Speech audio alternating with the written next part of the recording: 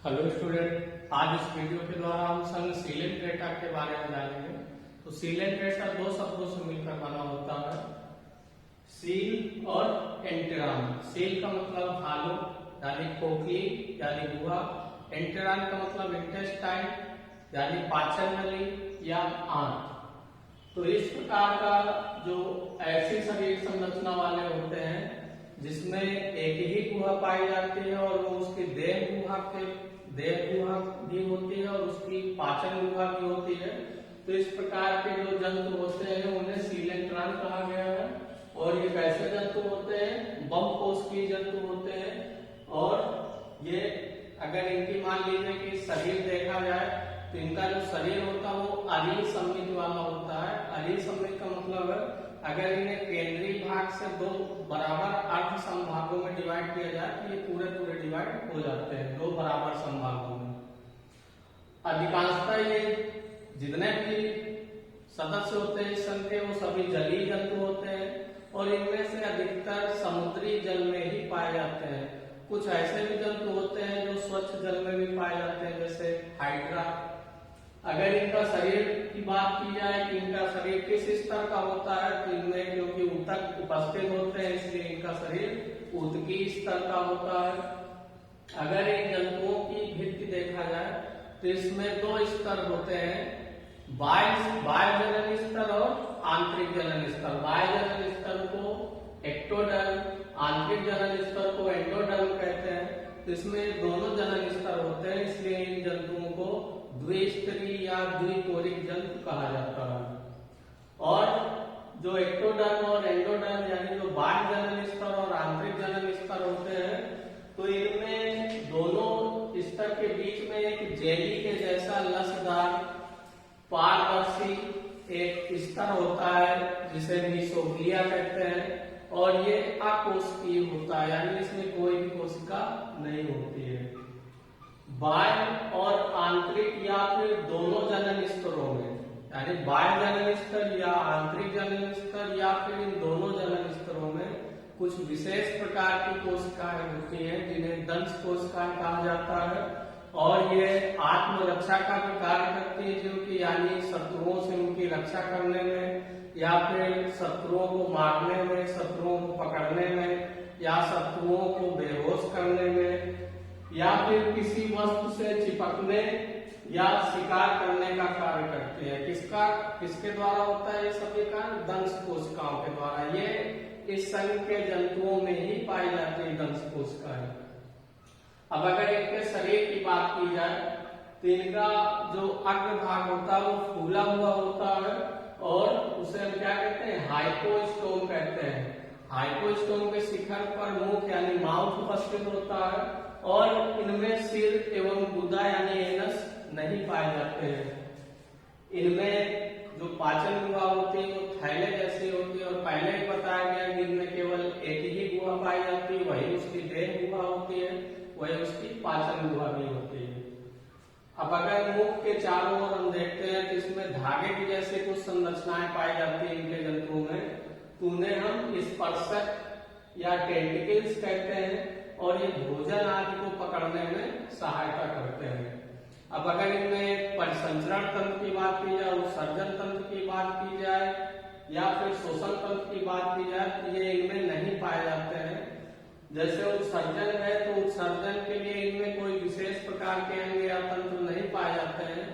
ये इनमें जो शरीर की भित्ति होती है, देह भित्ति, उसी के द्वारा विसरण क्रिया के द्वारा ये क्रियाएं संपन्न होती है। अब अगर तंत्रिका कोशिकाओं की बात की जाए तो इनमें निम्न कोटि की तंत्रिका कोशिकाएं पाई जाती हैं और वो आपस में मिलकर तंत्रिका जाल बना लेती हैं। इनमें मस्तिष्क नहीं पाया जाता। अब अगर इनके शरीर की बात की जाए कि शरीर कैसा होता है तो इस संघ के जो भी जंतु होते हैं वो द्विरूपी होते हैं यानी इनका जो शरीर होता है मुख्य रूप से दो प्रकार का होता है। कुछ में पालिक प्रकार का होता है, कुछ में मेड्यूसा प्रकार का होता है और कुछ में दोनों पालिक और मेड्यूसा दोनों उपस्थित होते हैं। तो पालिक जो होता है वो देखने में बेलनाकार होता है और ये किसमें पाया जाता है? तो जैसे हाइड्रा में या फिर समुद्री एनीमोन में या फिर समुद्री पेन या कलम में पाया जाता है। अगर मेड्यूसा की बात की जाए तो मेड्यूसा तस्तरी नुमा होता है, प्याली नुमा होता है या फिर छतरी नुमा होता है। जैसे आरेलिया या जेलीफिश भी कहा जाता है इसे, और राइजोस्टोमा। तो इनमें मेड्यूसा प्रकार का इनका शरीर होता है। फिर कुछ ऐसे सिलेंट्रेट या नाइटेरियन होते हैं जिनमें पालिप अवस्था और मेड्यूसा अवस्था दोनों होती है। तो उनमें क्या होता है कि पीढ़ी एकांतरण होता है, और ये किनमें होता है, ओबेलिया में या फिर फाइसेलिया में। तो इनमें पालिप अवस्था भी होती है, मेड्यूसा अवस्था भी होती है, और ये दोनों अवस्थाएं एक दूसरे के बाद आती रहती हैं। किस प्रकार से आती है? जो पालिप अवस्था होती है वो अलैंगिक जनन के द्वारा मेड्यूसा उत्पन्न करता है, और जो मेड्यूसा होता है वो लैंगिक जनन के द्वारा पालिप उत्पन्न करता है। तो इस प्रकार से ये दोनों अवस्थाएं एक के बाद एक आती रहती हैं, तो इन्हें हम पीढ़ी एकांतरण कहते हैं। अब अगर इनमें जनन की बात की जाए तो जनन इनमें अलैंगिक और लैंगिक दोनों प्रकार से पाया जाता है। अलैंगिक जनन मुकुलन विधि के द्वारा होता है। मुकुलन क्या होता है कि इसमें इसके शरीर में एक मुकुल यानी उभार जैसा उत्पन्न हो जाता है, और फिर वो मातृ कोशिका से अलग होकर नया एक अपना जीव बना लेता है। तो इस तरह से मुकुलन क्रिया के द्वारा अलैंगिक जनन होता है। और जो लैंगिक जनन होता है वो युग्मकों के द्वारा होता है। इनमें लार्वा अवस्था भी पाई जाती है, तो उसे हम प्लेनुला कहते हैं। अब अगर इनमें बात की जाए तो कुछ ऐसे भी जीव हैं जो पॉलीपेड प्रकार के होते हैं, यानी जिनमें पॉली प्रकार का शरीर होता है।